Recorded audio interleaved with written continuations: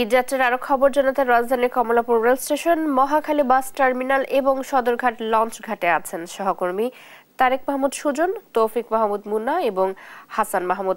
সরাসরি যুক্ত হচ্ছেন তারা। প্রথমে যাচ্ছি তারেকের কাছে। তারেক, বাসে ঈদ যাত্রার খবর জানাবেন। যেমনটা দেখছেন, আজকে শেষ দিন, কিন্তু স্বস্তিতে বাড়ি ফিরতে শেষ দিনও মানুষ যে রেলপথ থেকে বেছে নিয়েছে। আমরা সকাল থেকে এখানে এসেছি, তবে আগের তুলনায় কিন্তু শেষ দিনে যে পরিমাণ ভিড় থাকার কথা সেই ভিড় কিন্তু লক্ষ্য করছি না। বলা চলে যাত্রীরা খুব স্বস্তিতেই কিন্তু শেষ দিন ঘরে ফিরছেন।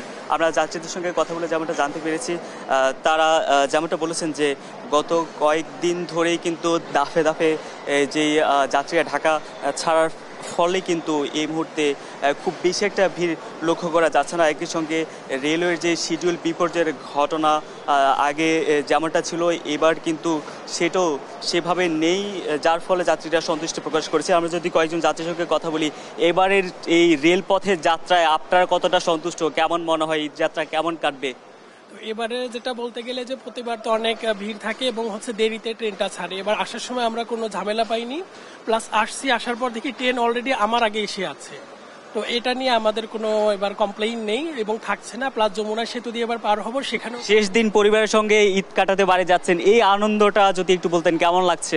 এটা তো অবশ্যই ভালো লাগছে, কারণ আমরা বলতে গেলে বছরে দুবারই বাড়ি যাই, অন্য সময় যাওয়া হয় না, যেহেতু কর্পোরেট একটা জব করি, সময় পাওয়া যায় না। তো এখন যাব, সবার সাথে থাকবো, একটু সময় কাটবে, এটাই তো অনেক বড় কিছু আমাদের। যেমনটা বলছিলেন যে এবারের যে ভোগান্তি পূর্বের তুলনায়, সেই ভোগান্তি কিন্তু তিনি লক্ষ্য করেনি, খুব স্বস্তিতেই ট্রেনে এসে বসেছেন এবং নির্দিষ্ট সময়ে কিন্তু ট্রেনটি প্ল্যাটফর্ম ছেড়ে যাবে। তো এই মুহূর্তে রাজধানীর মহাখালী বাস স্ট্যান্ডে রয়েছেন আমাদের সহকর্মী মুন্না।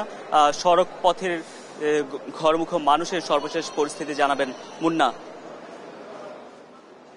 যে মহাখালী বাস স্ট্যান্ডের যে ঈদ যাত্রার খবর, সেই খবরে কিন্তু এখন আমরা কিছু সময় পূর্বে দেখেছিলাম যে এখানে টিকিট কাটা কেন্দ্র করে একটি কিন্তু অনেক পরিবেশ সৃষ্টি হয়েছিল এবং সেই পরিবেশের ক্ষেত্রে ভাড়া বেশি নেওয়ার কিন্তু কথা উঠছিল এবং সেই অভিযোগের প্রেক্ষিতে কিন্তু কিছু সময় আগে এখানে কিন্তু বেশ হট্টগোল ছিল। এখন কিন্তু পরিবেশ অনেকটাই ঠান্ডা এবং এখানে বেশ সুশৃঙ্খলভাবে যাত্রীরা কিন্তু যাতায়াত করছেন এবং ঈদের আগের দিন অর্থাৎ চাঁদ উঠলে যেহেতু ঈদ আগামীকাল, সেহেতু আজকে কিন্তু তারা শেষ মুহূর্তে বাজার চেষ্টা করছেন। আমি দেখানোর চেষ্টা করবো যে এখানে টিকিট কাটা কেন্দ্র করে কিন্তু একটি ঝামেলা সৃষ্টি হয়েছিল, সেটা আসলে কি ঝামেলা এটা আমরা আসলে দেখানোর চেষ্টা করবো। এবং 310 টাকার ভাড়া কিন্তু আসলে 500 টাকা নেওয়ার কথা বলা হচ্ছিল, সেটা কিন্তু আসলে এখানে দেখা যাচ্ছে। এবং এই মুহূর্তে কিন্তু এখানে বেশ টিকিট কাটা কেন্দ্র করে একটি সমস্যা দেখা দিয়েছে এবং আমরা যদি একটু কথা বলার চেষ্টা করি যারা হচ্ছেন এখানে, আপনাদের কি সমস্যা হয়েছিল এখানে?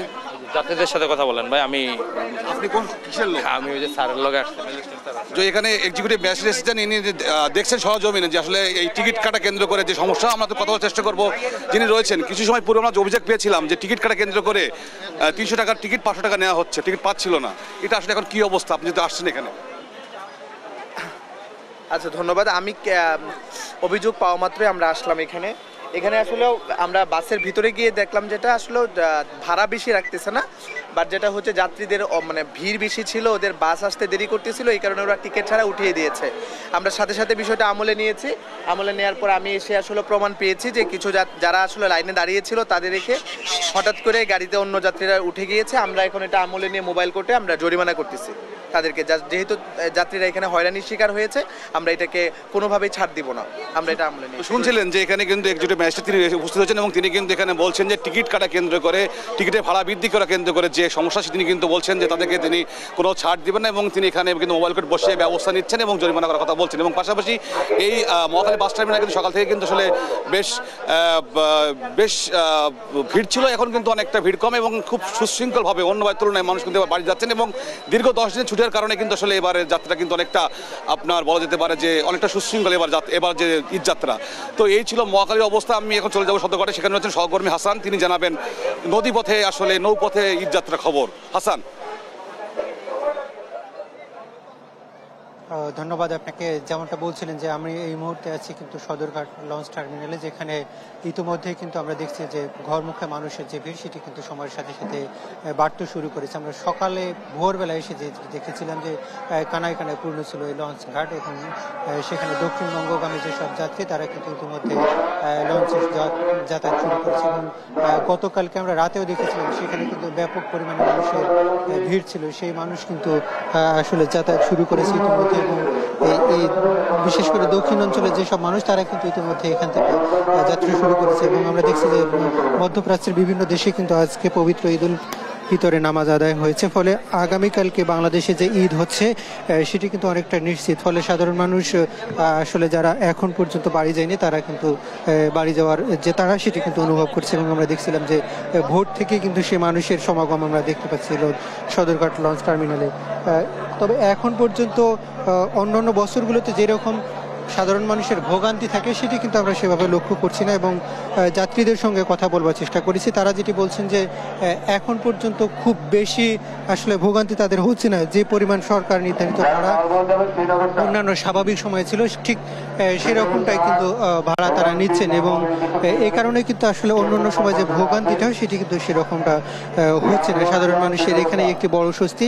একই সাথে লঞ্চ টার্মিনালগুলোতে অন্যান্য বছর এবং বিভিন্ন সময় আসলে সেখানে চুরি ছিনতাইয়ের মতো ঘটনাগুলো ঘটে, সেটি রোধ করবার জন্য কিন্তু র্যাব পুলিশের পাশাপাশি এখানে দেখছি যে সেনাবাহিনীর সদস্যরা তারা কিন্তু টহল দিচ্ছেন, ফলে সেরকম আসলে কোনো ধরনের বড় বিপর্যয় এখন পর্যন্ত আমরা এখানে লক্ষ্য করছি না এবং সাধারণ যাত্রীরাও কিন্তু সেরকম কোনো অভিযোগ করছেন না এবং ফলে এবারের যে ঈদ যাত্রা সেটি কিন্তু অনেকটা স্বস্তিরই আমাদের কাছে মনে হয়েছে এবং সাধারণ যাত্রীরাও কিন্তু তাই বলছে। একইভাবে যেভাবে লঞ্চের বাইরে যে সড়ক পথে এবং রেলপথে যেভাবে স্বস্তির ঈদ যাত্রা ছিল, একইভাবে কিন্তু লঞ্চ পথেও ঈদ যাত্রা কিন্তু অনেকটাই স্বস্তি ছিল এবং আগামীকালকে সারা বাংলাদেশে যেভাবে ঈদ উদযাপিত হবে সেই উপলক্ষে কিন্তু ঘরমুখ মানুষের যে ঢল সেটি কিন্তু আমরা এখন পর্যন্ত সদরঘাট লঞ্চ টার্মিনালে দেখতে পাচ্ছি। তো এই ছিল আমার কাছে এখান থেকে সবশেষ পরিস্থিতি।